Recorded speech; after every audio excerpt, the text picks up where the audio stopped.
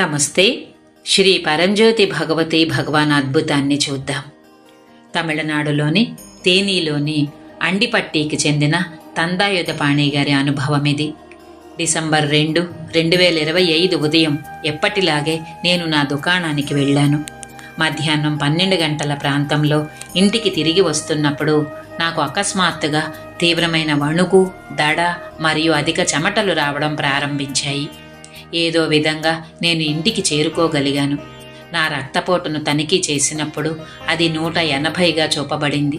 వెంటనే మేము ఆసుపత్రికి చేరుకున్నాము.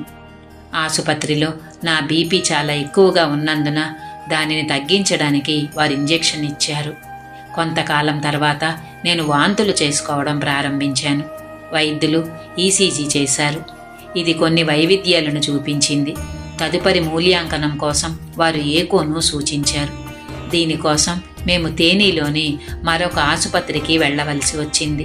నా కొడుకు, కోడలు వెంటనే నన్ను అక్కడికి తీసుకువెళ్లారు.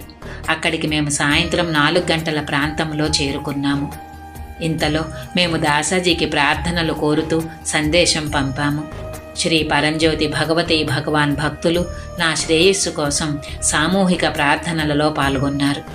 తేనీ ఆసుపత్రిలో వైద్యులు ఏకోను చేశారు. అది మళ్లీ కొన్ని వైవిధ్యాలను చూపించింది. నేను వాంతులు చేసుకుంటూనే ఉండడంతో వారు ఎంఆర్ఐ స్కాన్ నిర్వహించారు. నా కుటుంబం మొత్తం శ్రీ పరంజ్యోతి భగవతి భగవాన్ దివ్య పాదపద్మాల వద్ద రక్షణ మరియు అనుగ్రహం కోరుతూ నిరంతరం ప్రార్థనలు చేశారు. వైద్యులు మందులు మరియు ఇంజెక్షన్లు ఇచ్చారు.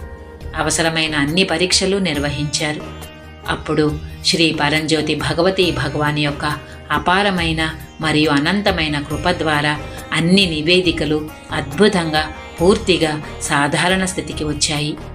చివరిగా ఈ అస్వస్థత అజీర్ణం వలన మాత్రమే సంభవించిందని డాక్టర్ మాకు తెలియజేశారు. నాపై కురిపించిన గొప్ప కరుణ మరియు రక్షణను గుర్తు చేసుకొని నా హృదయం కృతజ్ఞతతో ఉప్పొంగిపోయింది. మేము రాత్రి 8 గంటల ప్రాంతంలో సురక్షితంగా ఇంటికి తిరిగి వచ్చాము. రాబోయే గొప్ప ప్రమాదం నుండి నన్ను రక్షించి నా జీవితాన్ని దైవీక కృప మరియు రక్షణతో ఆశీర్వదించినందుకు శ్రీ పరంజ్యోతి భగవతి భగవాన్ దివ్య పాదపద్మాలకు నా హృదయపూర్వక ప్రణామములు మరియు హృదయపూర్వక కృతజ్ఞతలు అర్పిస్తున్నాను. జై బోలో రక్షక శ్రీ పరంజ్యోతి భగవతి భగవానికి జై.